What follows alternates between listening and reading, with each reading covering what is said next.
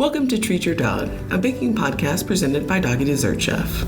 Each week, you can bake along with us and make tasty homemade treats for your pups. Let's treat your dog!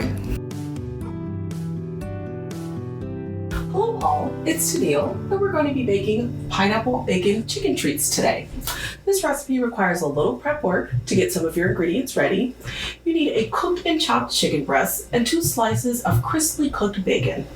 I make both of these in my oven. It might not be the quickest way, but I can toss them in and let them bake without having to do anything. Once your chicken and bacon are cooked and chopped, you can get started. You'll also need a cup of crushed pineapple and its own juice. You don't want any sugars or sweeteners in your pineapple, half a cup of shredded mozzarella cheese, and a cup of brown rice flour.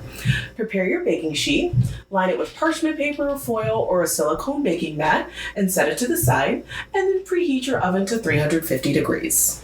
Now, you're going to mix your chicken, bacon, mozzarella cheese, pineapple, and brown rice flour in a mixing bowl and stir it till it's well combined.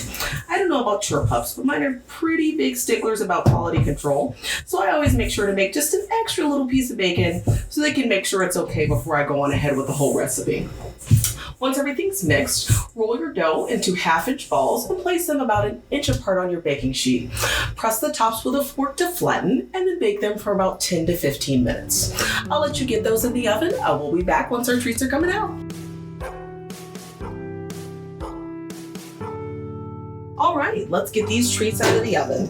Since they are a little thicker, you might have to sacrifice one to make sure they're cooked completely through.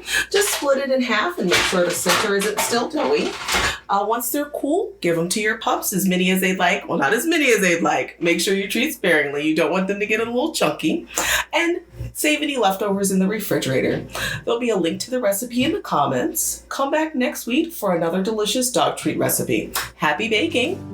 All these recipes have been carefully researched, but we cannot rule out the possibility of food intolerances, and it is essential that you speak with your veterinarian before feeding your dog any homemade treats. For more recipes, visit doggydessertchef.com or find us on Facebook, Doggy Dessert Chef, where you can join our Treat Your Dog podcast group. Don't forget to subscribe for more treat recipes.